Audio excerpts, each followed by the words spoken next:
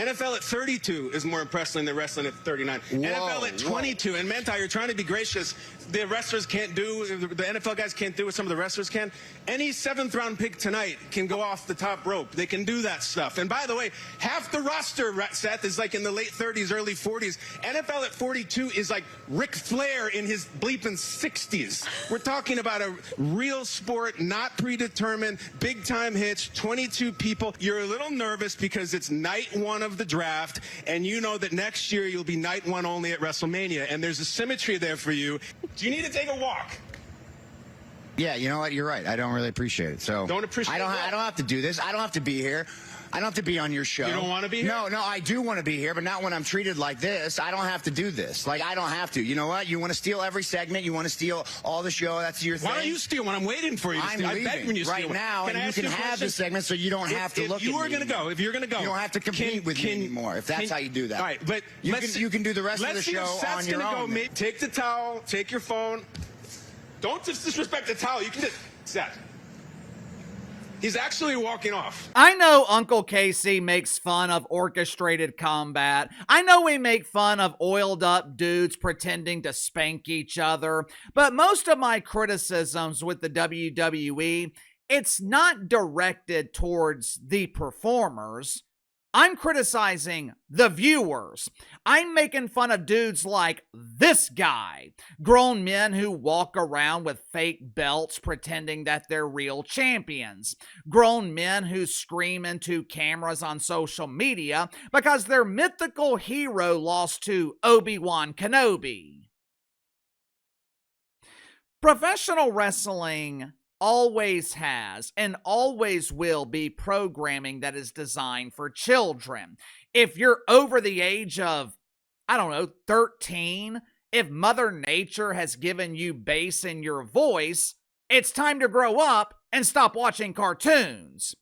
But what happened yesterday to Henry Rollins on ESPN? But my name is Seth. It doesn't matter what your name is. What happened yesterday to Seth Rollins on ESPN? Unprofessional. He didn't deserve to be disrespected like that.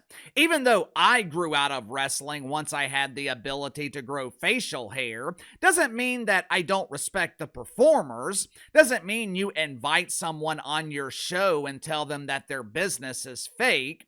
Outside of David Dennis Jr. at ESPN and the Dingleberry divers who watch wrestling in their 30s, the rest of us know it's orchestrated. It's not a secret. So there's no reason to bring a professional wrestler on your show and publicly humiliate them and accuse them of being fake.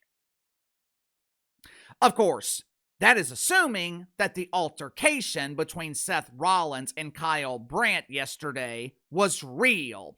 And Uncle Casey's just having a hard time biting into that shit sandwich. Make sure to like and subscribe. You can follow me on Twitter at KC_BTL84. Link to the main channels in the description below. I think it's obvious that this altercation between Seth Rollins and Kyle Brandt was orchestrated. It's staged. To my knowledge, they're both good friends. As I was preparing to record this video, I saw a headline pop up claiming that Seth Rollins has now admitted that this was staged. It was fake. I don't know if that's real or not, but this is the problem. And this is why legitimate media has been hesitant for decades to embrace or to be associated with the WWE. In WWE, it is a good thing when the audience is questioning whether or not something is real. When the NWO debuted back in the mid-90s, the only reason, and I mean the only reason that the angle was successful is because it blurred the lines between fantasy and reality. It was brilliant television. The audience actually thought the NWO was invading WCW.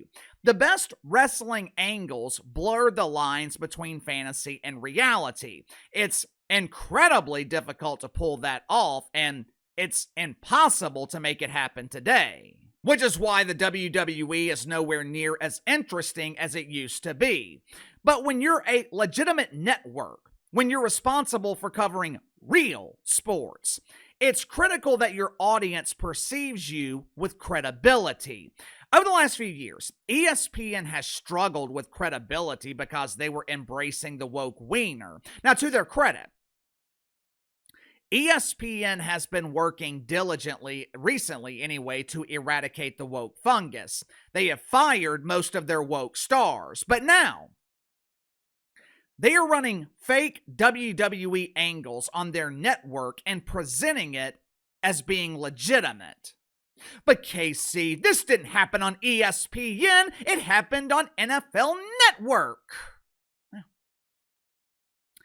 ESPN now owns NFL Network. And even if they didn't, this would be a bad look for the NFL. As a legitimate sports league, the last thing you want is people questioning your credibility. One of the biggest complaints right now in the NBA is the league resembling the WWE.